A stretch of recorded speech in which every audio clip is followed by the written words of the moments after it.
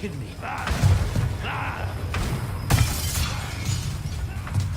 Welcome to MojoPlays, and today we're counting down our picks for the top 10 things cut from Resident Evil 4 Remake. With this remake being a bit of a reimagining, there are a few things that have been changed. Some things have been added, and others have been cut from the game entirely. What cut content do you miss in Resident Evil 4 Remake? Let us know in the comments. The main thing that I miss is the ability to kill the merchant, over and over again. We can't even point our gun at this guy. Wait there, stranger. This video contains spoilers. Not bad, right? Before we continue, we publish content all week long. Be sure to subscribe to our channel and ring the bell to be notified about our latest videos. QTEs. Some of the most iconic moments in the original Resident Evil game were the QuickTime events. While the remake has some QTEs, they are far from impressive compared to the original. Probably two of the biggest QTEs that are missing have to be the boulder runs and the knife fight. Throughout the early portion of Resident Evil 4, players had to outrun boulders that the villagers somehow pushed in hopes to turn us into a pancake. The knife fight, while still in the remake, doesn't hit the same. The original plays out like a cutscene, and when we're least expecting it, we're prompted to attack or defend. The QTEs in the original kept us on our toes. Even cutscenes weren't safe to sit the controller down.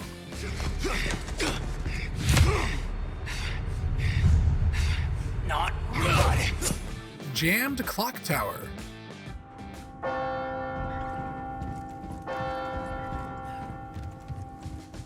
The clock tower makes its appearance in the castle section of the remake.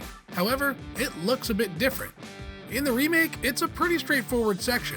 Get to the top and defeat anyone in your path. In the original, we have to unjam the clock, fighting our way up and finally fighting our way back down. This section was great, as we were in a rather narrow yet vertical area with enemies throwing axes and shooting arrows at us. The clock tower wasn't the only level cut.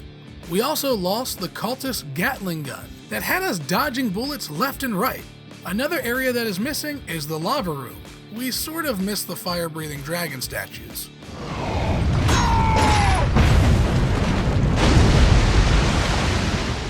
U3 boss fight.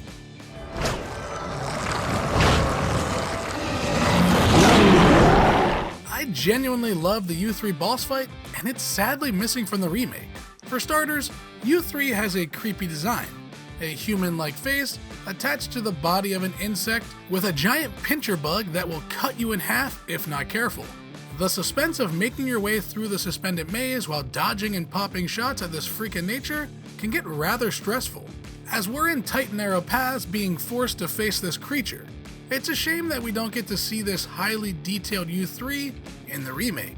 It would have been a disgusting sight to see.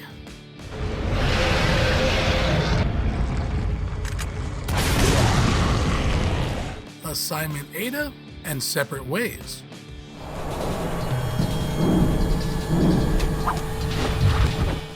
These two extra campaigns may make their way to Resident Evil 4 Remake as DLC, just like the fan favorites Mercenaries mode.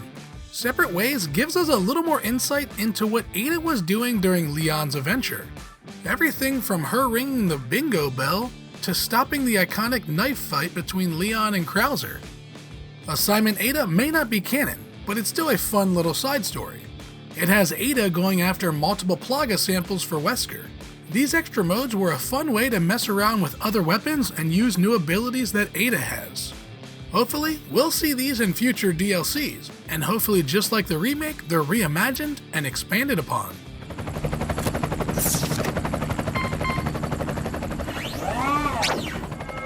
Punctual. I like that. Laser Hallway. With QuickTime events gone, we lost iconic set pieces. The laser hallway always felt a little out of place, but that didn't take away from showing off Leon being a badass. Once we enter the hallway, we're locked in and must jump and flip our way around the lasers, or else they cut right through us, all leading to him sitting on a throne like the king he is. It makes sense why this was cut. Like I said, it was out of place and is a slower part of the game, but I always looked at it as a nod to the first Resident Evil movie.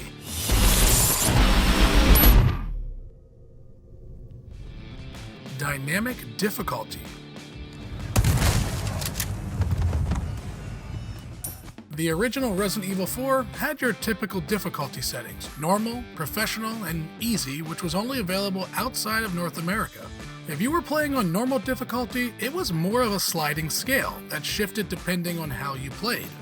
The more accurate and less damage you take, the game would get harder, throwing more aggressive baddies at you, making you use more resources. If you were struggling on hitting your shots, taking more damage, and dying, the game would throw less enemies at you and give you more resources to give you a helping hand. This dynamic difficulty didn't make its way to the remake, which is a shame as it helped players get past parts that gave them trouble after a few tries. I'm looking at you, Salazar. I shall silence you! Cable car. Wait. Another iconic set piece that is missing in the remake. Well, sort of. We can see it in the background, we just don't get to use it. The cable cars were a great portion of the game that would really test your long-range accuracy.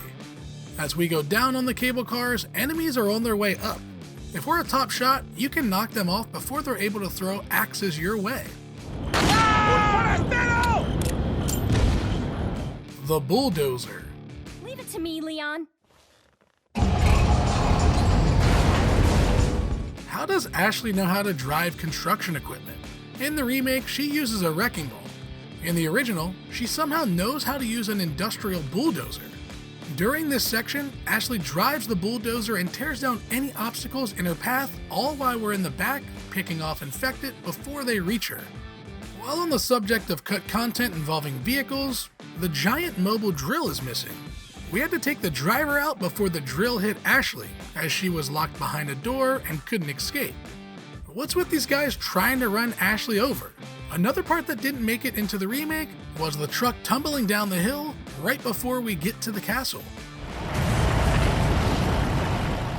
The gate.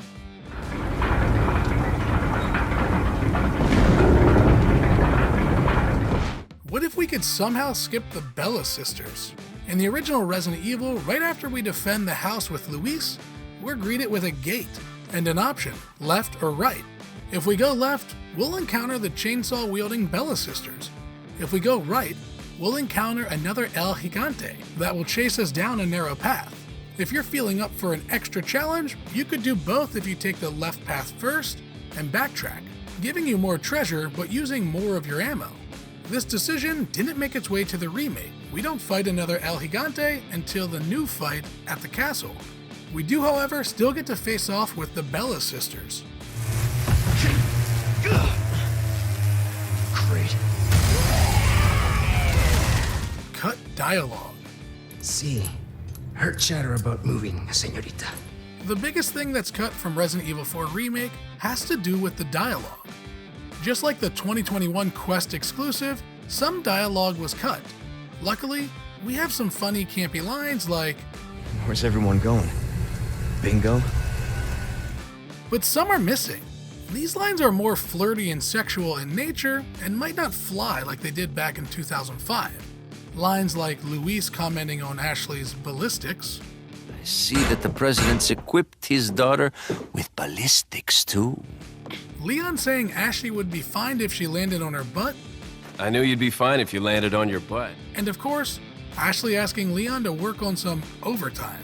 So, after you take me back to my place, how about we do some, overtime?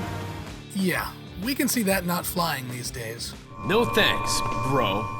Did you enjoy this video? Check out some other clips from MojoPlays, and be sure to subscribe and ring the bell to be notified about our latest videos.